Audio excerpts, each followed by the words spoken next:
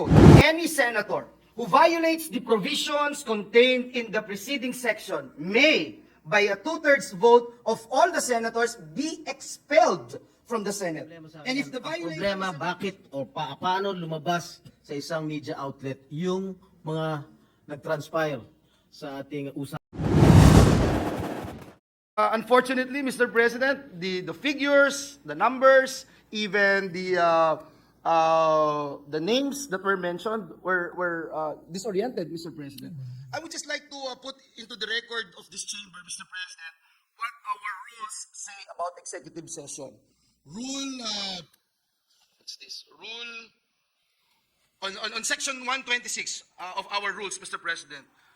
Mr. President, Section 129 of our rules, Mr. President, it states here, and I quote, any senator who violates the provisions contained in the preceding section may, by a two-thirds vote of all the senators, be expelled from the Senate. And if the violator is an official or employee of the Senate, he shall be dismissed. I like to put that on record, Mr. President, because at the end of the day, it's not just the leak or chismis that we're talking about here, and I agree with Senator Jinggoy Estrada being one of our veteran senator here in the Senate, Mr. President. It's more of the sanctity.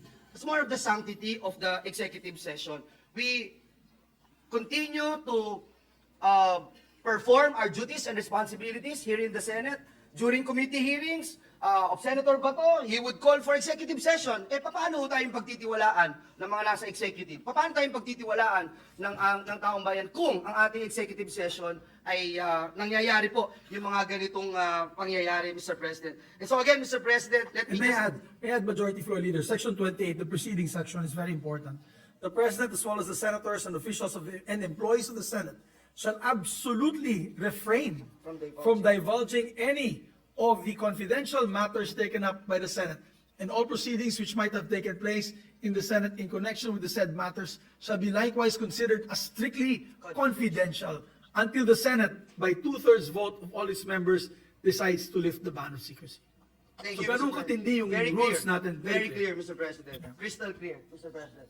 Mr. President, Senator Jinggoy is seeking the floor. Move that to be Yes, recognized. Senator Estrada. Thank you, Mr. President. I would like to associate myself with the comments made by the Majority Leader. Kahit chismis yan or gossip yan, walang problema sa akin yan. Ang problema, bakit o paano lumabas sa isang media outlet yung mga nag-transpire sa ating usapin kahapon.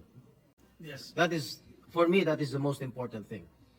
Thank you, Mr. President. Thank you very much. Senator, the Minority Floor Leader? Senator Bato de la Rosa is seeking the floor. Maybe we can give the Minority Floor Leader first if you don't mind, Senator. Yes, Mr. President. The Minority Leader, Mr. Thank you, President. Mr. President. Ako nga, ngayon ko lang po nabasa, disappointed nga ako sa report eh. Kasi nasabi doon na against ako sa restoration ng CF ng Office of the Vice President. Tama yun, pero kulang. Kasi kahapon ako sinasabi ko, tanggalin din ang intelligence fund ng Office of the President. So kulang yung report, ipakidagdag sa report. Kasi the Office of the President is a civilian office, not an armed agency, and not a uniformed agency. So kulang po, pakidagdag na lang. You're not violating the rules because you're divulging your own position. Yes. So, yes, Senator Bato de la Rosa is recognized.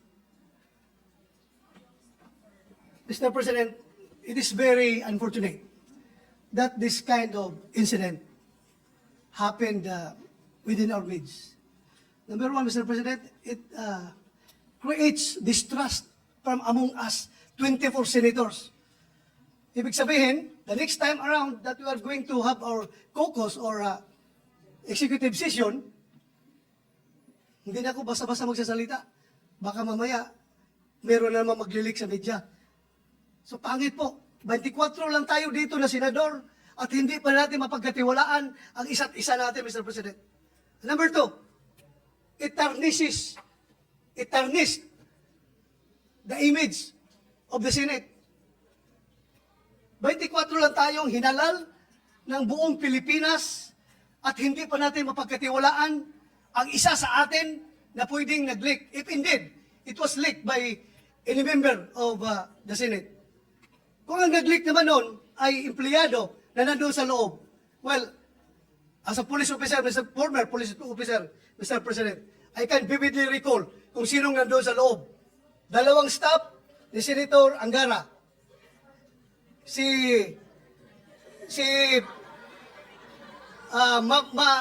Mavic, Oh, Attorney Mavic. Attorney Mavic.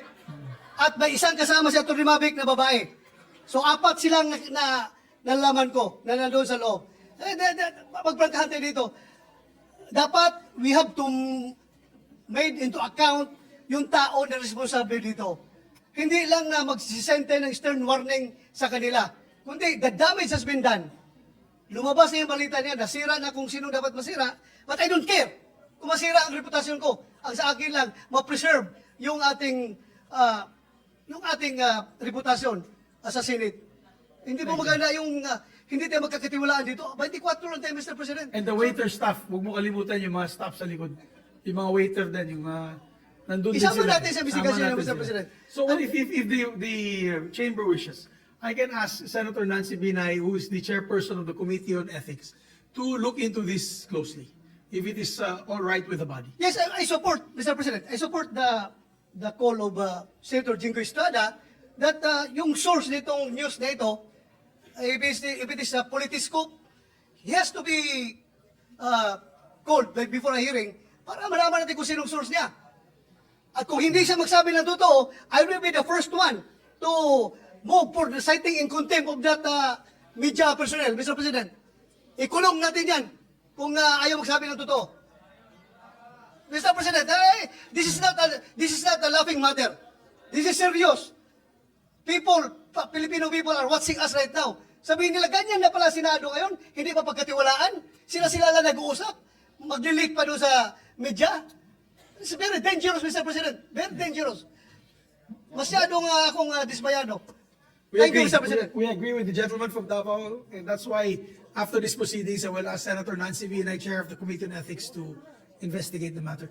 Yes, Mr. President. After Senator, yes. Mr. President. May I move that the Senate Committee on Ethics conduct a hearing and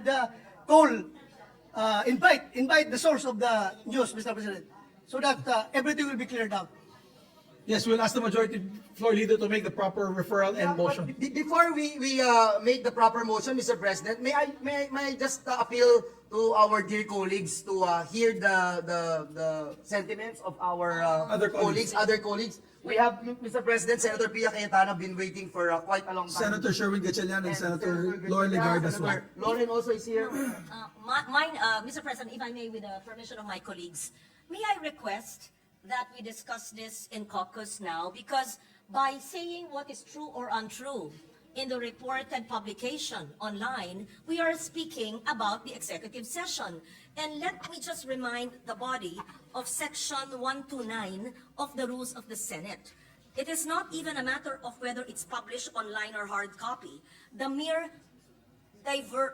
divulging the executive session minutes or any part of it who violates all the provisions in the executive session contained in the preceding sections by 2/3 vote may be expelled from the Senate. It is a very serious violation, Mr. President, by a senator or an officer or a staff in Rule, what is it? 129.